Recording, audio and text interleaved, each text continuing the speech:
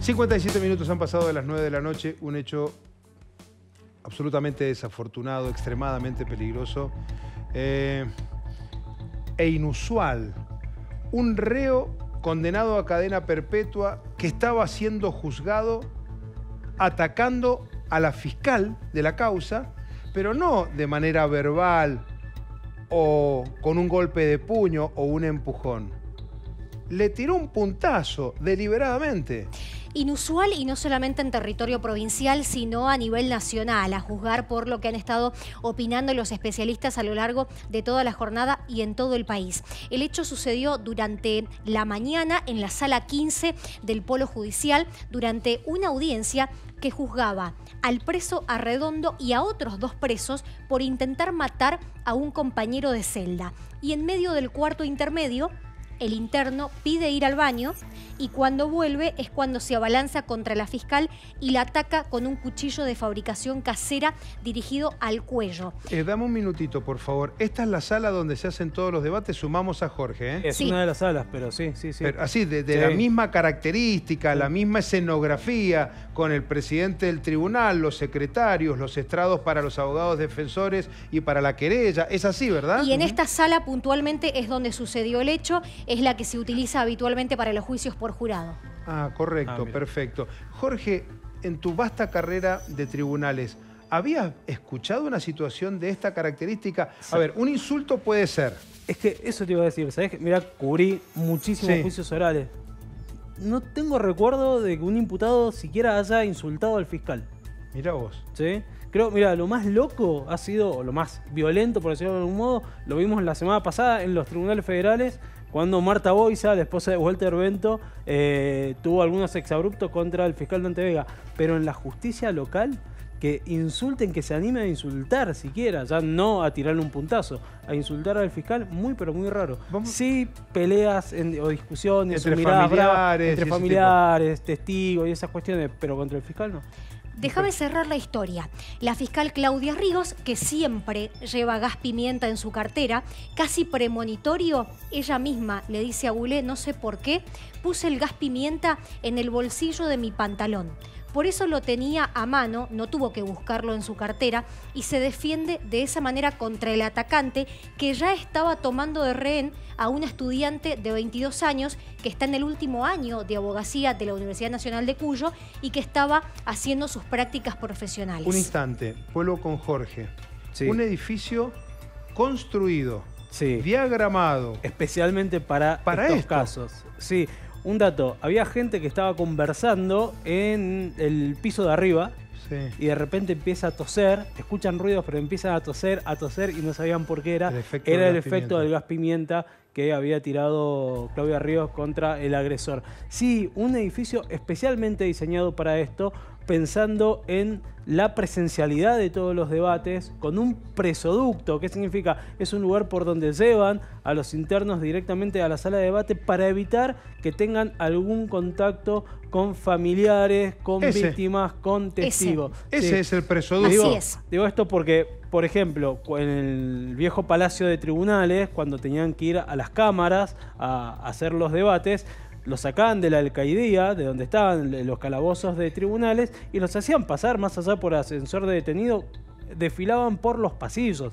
¿sí? Entonces siempre había algún tipo de cruce de miradas y había contacto entre ellos. Esto está diseñado especialmente para eso. Te agrego un dato, los 3 imputados que estaban siendo juzgados por esta causa llegaron en vehículos diferentes al Polo Judicial y desde el servicio penitenciario habían solicitado mantenerlos esposados durante el debate, pero cuando habían transcurrido aproximadamente 20 minutos del juicio, uno de los reos acusados, no el que ataca a la fiscal, otro de los acusados, pidió que le quitaran las esposas.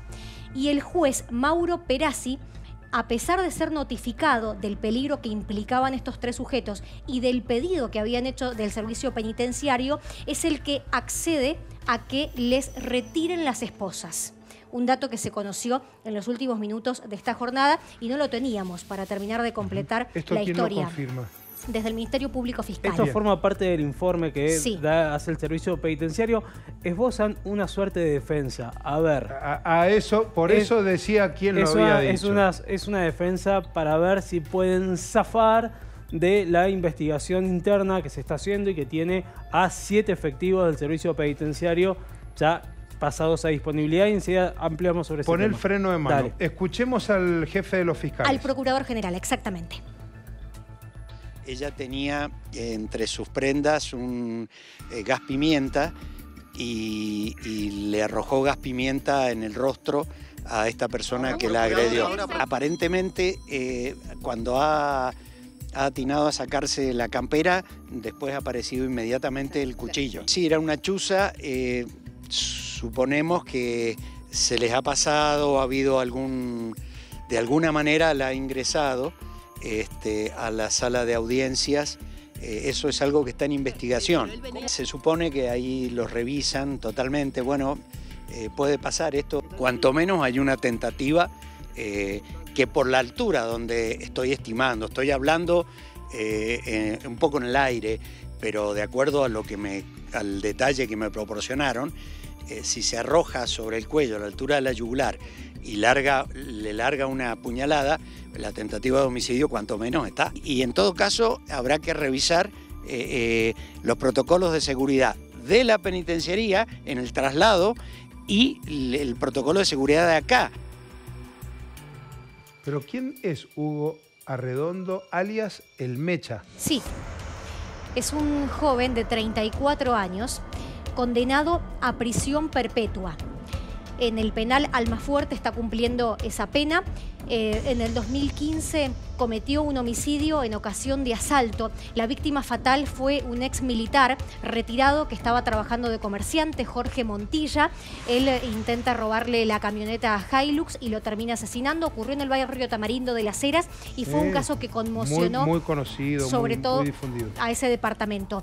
En el 2019 cometió un homicidio en la cárcel. También fue condenado a 14 años por este otro hecho y la víctima fatal fue otro reo, Nicolás Lozano.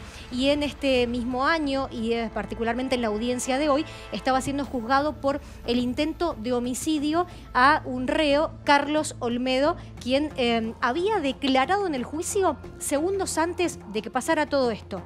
Esa víctima había estado presente. A Arredondo lo estaban juzgando por querer matar a un compañero de la cárcel. Sí. Y ya había matado a otro en la cárcel. En 2019. Perdón, en esta causa instruyó la fiscal Claudia Ríos, en la del 2019. Decía Goulet, tendremos que revisar todos los protocolos de seguridad y demás. Bueno, ya mañana va a haber una manifestación, una suerte de manifestación de empleados judiciales en el Polo Judicial. ¿Por qué? Justamente por eso. Porque dice, che, a ver si nos empiezan a cuidar un poco más. Se ve que estaban bastante relajados los protocolos o con la guardia baja, ¿sí? Sí. Y dicen, bueno, esto se veía venir de algún modo. Algunos incluso dicen, si no era Claudia Ríos, la fiscal, que es bastante perspicaz en esto, podría haber terminado mucho peor. Todo quedó registrado en las cámaras.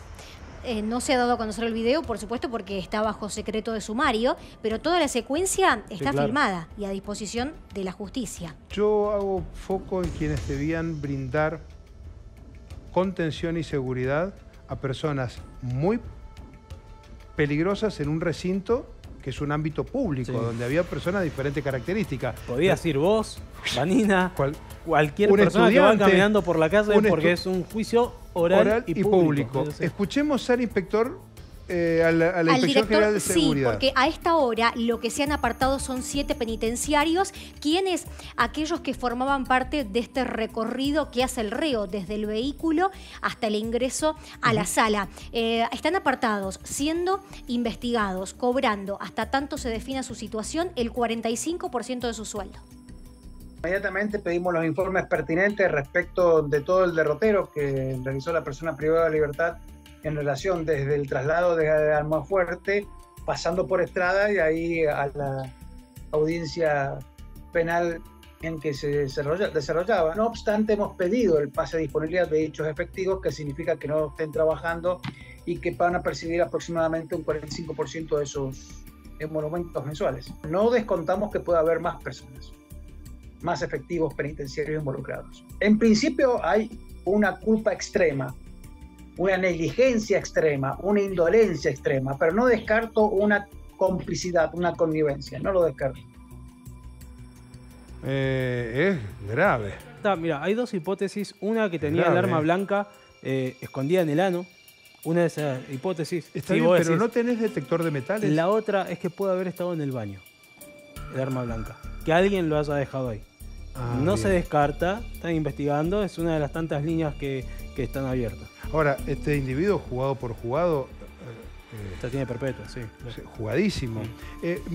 Me quedo en la figura de estos reos que solicitan ser liberados de las esposas. En realidad no solicitan eso, ser liberados. Es el derecho que tienen y las garantías procesales que tienen. Correcto. Hay que recordar que están en un juicio y hasta tanto no se dicte una sentencia condenatoria, son inocentes. El principio de inocencia es el que tiene que regir. Del caso por el cual se lo Del juzga. caso En este caso la avenida del Cuna caso por el Perpetua. cual se lo juzga. Y por una cuestión humanitaria y de principio jurídico, ¿sí? No pueden estar esposados. Incluso cuando uno va a leer el Código Procesal Penal de la provincia de Mendoza, que también está en sintonía con el Código Procesal Penal de la Nación, habla de que no pueden ser obligados, sometidos a ningún tipo de presión a la hora de declarar, y esto puede caber dentro de la situación que estamos evaluando. Por eso que no es poco habitual que los reos no en un juicio, en una sala de debate. en la sala porque, de debate mirá, no tengan las esposas. Se entiende que hay toda una estructura de seguridad que está justamente para contemplar que no es un ataque. Porque, por ejemplo, en las oficinas fiscales, cuando detienen a un ladrón, a un asesino, y que tiene antecedentes, que claramente es un personaje peligroso, la oficina fiscal es chica, es la que funciona al lado o dentro de las comisarías. Entonces, son los mismos abogados defensores los que, también cuidándose de ellos, cuando dicen, el ayudante fiscal dice, le sacamos las esposas, no, está bien, si es un ratito, se están cuidando entre ellos, ¿sí? Esas situaciones se contemplan, hacen la vista gorda, ¿sí? Dicen, no pasa nada si en las primeras actuaciones están esposados, porque estamos en un lugar de 2x2, este chico es más complicado. se arrebata y tenemos un problema grave. Permiso, voy a moverme en cámara. Cuando hemos presenciado o mostrado en nuestras imágenes un juicio oral y público de estas características, si Jorge es el reo, acá hay un penitenciario. Por lo menos un penitenciario a esta distancia hay. Se para y te sostiene rápidamente. Bueno, ¿qué pasó ahí? No se sabe, va a ser clave las imágenes del video que se estaba tomando en el momento de la audiencia. ¿Qué se puede hacer para que no estén esposados? Bueno, a ver, vamos a uno de los juicios más famosos del mundo, que fue el juicio contra Adolf Eichmann. No estaba esposado, pero estaba en una caja de blindex, ¿sí? Está bien, está sin las esposas, pero está dentro de las medidas de seguridad que podés tener justamente para evitar este tipo de cosas.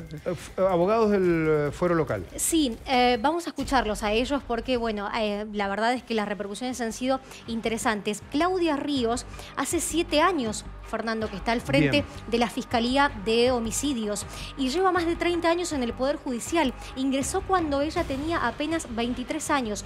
Por lo tanto, no es la primera vez que le sucede algo de esta magnitud, sí, pero no una amenaza o cosas parecidas. De hecho, actualmente ella, desde hace un tiempo, vive con custodia policial las 24 horas del día por una amenaza que ha recibido por otro caso. Ustedes la ven ahí en diferentes procedimientos. Pues son procedimientos que en el ámbito de la justicia son los pesados de verdad. Hay crímenes en el medio. Debe ser de las fiscales con más experiencia. Ingresó como secretaria en el juzgado de...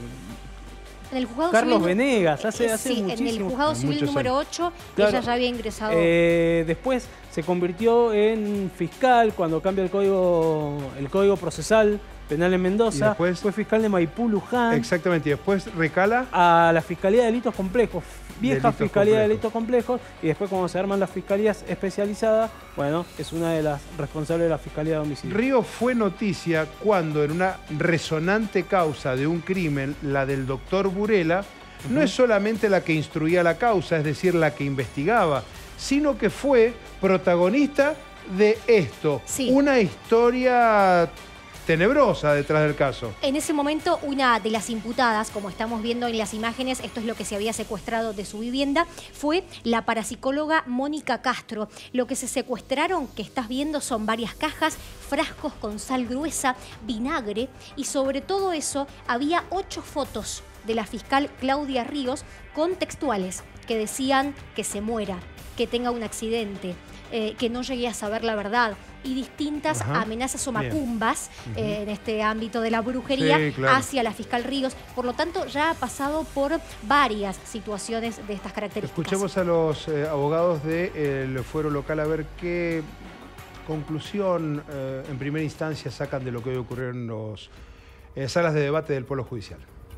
Son hechos aislados, creo que no podemos relajar los controles, eso ha quedado claro, sobre todo con delincuentes peligrosos, que evidentemente ya al no tener nada que perder, ya estando condenado a cadena perpetua y poder incurrir en otro delito más estando dentro de un establecimiento penitenciario, justamente esto hace que la peligrosidad del delincuente necesite controles rígidos. Siempre tenemos ese tema de la seguridad, porque todos estamos expuestos, primero en el juicio, en la sala de audiencia, a que alguien reaccione y nos pase algo, que estamos de espalda hacia el público, pero no porque no es criticar al servicio penitenciario o a la policía o los protocolos que están establecidos, pero justamente las fallas también son humanas, por más que hayan protocolos establecidos. Hoy día 3 trabajadores estuvieron en riesgo de vida en esta situación. Uno de ellos sufrió lesiones cortantes en su cuerpo, entonces entendemos que hasta que no haya condiciones de trabajo que aseguren la indemnidad de los trabajadores, de la vida y de la salud, tienen que suspenderse todas las actividades